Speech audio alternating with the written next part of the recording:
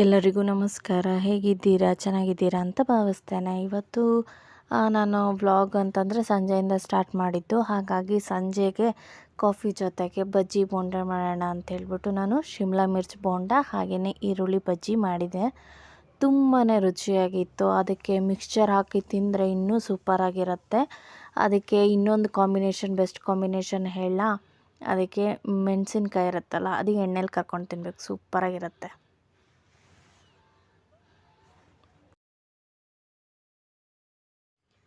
Hello everyone, ಎಲ್ಲರಿಗೂ ನಮಸ್ಕಾರ. ಈ ಒಂದು ವಿಡಿಯೋಕ್ಕೆ ಇವತ್ತು ನಾನು ಮಕ್ಕಳಿಗೆ ಪ್ರಾಜೆಕ್ಟ್ ವರ್ಕ್ ಅಥವಾ ಚಾರ್ಟ್ ಮಾಡಿದರೆ ಏನೇನು ಯೂಸ್ ಆಗುತ್ತೆ, ಹಾಗೆ ಮಕ್ಕಳ ಕೈಯಲ್ಲಿ ಮಾಡಿಸಿದ್ರೆ ಏನೇನು ಯೂಸ್ ಆಗುತ್ತೆ ಅನ್ನೋದನ್ನು ನಿಮ್ಮ ಹತ್ರ ಶೇರ್ ಮಾಡ್ತಾ ಇದ್ದೀನಿ.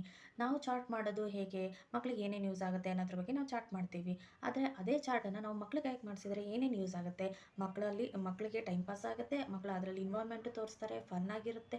ಹಾಗೆಯೇ ಕಲರ್ಫುಲ್ಲಾಗಿ ಮಾಡೋದು, ಸ್ಕೆಚ್ ಪೆನ್ ಯೂಸ್ ಮಾಡೋದ್ರಿಂದ ಮೋಟರ್ ಸ್ಕಿಲ್ಸು, ಹಾಗೆಯೇ ಪೆನ್ ಗ್ರಿಪ್ಪರು, ಈ ಥರ ಎಲ್ಲದು ಮಕ್ಕಳಲ್ಲಿ ಡೆವಲಪ್ಮೆಂಟ್ ಆಗ್ತಾ ಹೋಗುತ್ತೆ. ಹಾಗೆಯೇ ಕೇಸ್ ಸ್ಟಡಿ, ಯಾವುದೇ ಒಂದು ಚಾರ್ಟ್ ಮಾಡಬೇಕು ಅಂತಂದರೆ ಅದ್ರ ಬಗ್ಗೆ ಇನ್ಫಾರ್ಮೇಷನ್ ಬೇಕೇ ಬೇಕಾಗುತ್ತೆ. ಆ ಮಕ್ಕಳಿಗೆ ಆ ಇನ್ಫಾರ್ಮೇಷನ್ ಹುಡ್ಕೋಕ್ಕೆ ಅವ್ರು ಟ್ರೈ ಮಾಡ್ತಾರೆ. ನಿಮ್ಮ ಸಹಾಯದಿಂದನಾದರೂ ಅವರು ಟ್ರೈ ಮಾಡ್ತಾರೆ.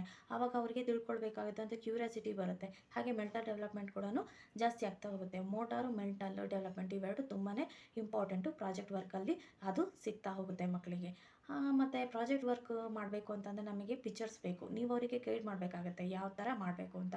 ನಾನು ಸಿಂಪಲ್ಲಾಗಿರುವಂತಹ ಟಾಪಿಕ್ ಮೇಲೆ ನಾನು ಒಂದು ಪ್ರಾಜೆಕ್ಟ್ ವರ್ಕ್ನ ತೋರಿಸ್ತಾ ಇದ್ದೀನಿ ನೋಡಿ. ನಾನಿವತ್ತು ಮಾಡಿರುವಂಥ project world population day.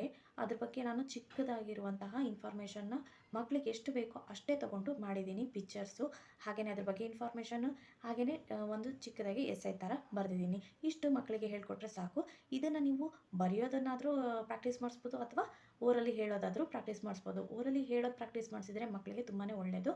Concentration, ರೀಕಾಲು, ಹಾಗೆಯೇ ಓಪನ್ ಸ್ಪೀಚ್ ಸ್ಕಿಲ್ ಕೂಡ ಡೆವಲಪ್ಮೆಂಟ್ ಆಗುತ್ತಾ ಹೋಗುತ್ತೆ.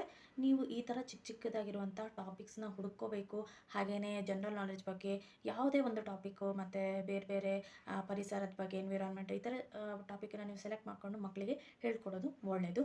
ನಿಮಗೆ ಮಕ್ಕಳಿಗೆ ಎಷ್ಟು ಬೇಕಾಗ್ಬೋದು, ಅಥವಾ ಟಾಪಿಕ್ ಸೆಲೆಕ್ಟ್ ಮಾಡಬೇಕು ಅಂತ ನಿಮಗೆ ಏನಾದರೂ ಇತ್ತು, ಅದ್ರ ಬಗ್ಗೆ ಇನ್ಫಾರ್ಮೇಷನ್ ನಿಮಗಿಲ್ಲ ಅಂತಂದರೆ ಜಸ್ಟ್ ಸಿಂಪಲ್ಲಾಗಿ ಈಗ ಬಂದಿದೆ AI ಟು ಜಿಮಿನಿ ಅಂತನೋ, ಚಾಟ್ GPT ಅಂತನೋ. ಈಗ AI ಇರೋದ್ರಿಂದ ತುಂಬಾ ಈಸಿಯಾಗಿದೆ. ಟಾಪಿಕ್ ಹುಡ್ಕೋದು ಇರಲಿ, ಎಲ್ಲದೂ ತುಂಬ ಈಸಿಯಾಗಿದೆ. ಅಲ್ಲಿಗೆ ಹೋಗ್ಬಿಟ್ಟು ನೀವು ಮಕ್ಕಳಿಗೆ ಅಂತಂದರೆ ಚಿಕ್ಕದಾಗಿರೋ 4 ಲೈನ್ಸ್ ಅಂದರೆ 4 ಲೈನ್ಸಿಂದ ಇನ್ಫಾರ್ಮೇಷನ್ನೇ ಕೊಡುತ್ತೆ. ಅದನ್ನೇ ಇಟ್ಕೊಂಡು ನಿಮ್ಮ ಮಕ್ಕಳಿಗೆ ಪ್ರಾಕ್ಟೀಸ್ ಮಾಡಿಸೋದು ಒಳ್ಳೆಯದು. ಅದು ಎಲ್ಲ ಭಾಷೆಯಲ್ಲೂ ಸಿಗ್ತಾ ಹೋಗುತ್ತೆ. ಓಕೆ, ಕನ್ನಡ ಅಂದರೆ ಕನ್ನಡ, ಇಂಗ್ಲೀಷ್ ಅಂದರೆ ಇಂಗ್ಲೀಷು, ಹಿಂದಿ ಅಂದರೆ ಹಿಂದಿ, ಎಲ್ಲ ಭಾಷೆಯಲ್ಲೂ ಎಷ್ಟು ಬೇಕೋ ಅಷ್ಟು ಕೊಡುತ್ತೆ. ಅದನ್ನೇ ನೀವು ತೊಗೊಂಡ್ಬಿಟ್ಟು ಮಕ್ಕಳಿಗೆ ಪ್ರಾಕ್ಟೀಸ್ ಮಾಡಿಸೋದು ಒಳ್ಳೆಯದು. ಊರಲ್ಲಿ ಪ್ರಾಕ್ಟೀಸ್ ಮಾಡಿಸಿದರೆ ಇನ್ನೂ ಒಳ್ಳೆಯದು. ಪ್ರೀ ಪ್ರೈಮರಿ ಮತ್ತು ಅಪ್ ಟು 6th ತನಕ ಊರಲ್ಲಿ ಪ್ರಾಕ್ಟೀಸ್ ಮಾಡಿಸಿದರೆ ಓಪನ್ ಸ್ಪೀಚ್ ಸ್ಕಿಲ್ ಕೂಡ ಡೆವಲಪ್ಮೆಂಟ್ ಆಗ್ತಾ ಬರುತ್ತೆ ಮಕ್ಕಳಲ್ಲಿ. ಈ ವಿಡಿಯೋ ನಿಮಗೆ ಇಷ್ಟ ಆಗಿದೆ ಅಂದ್ಕೊತೀನಿ. ಮತ್ತೊಂದು ವಿಡಿಯೋದಲ್ಲಿ ಸಿಗೋಣ. ಬಾಯ್.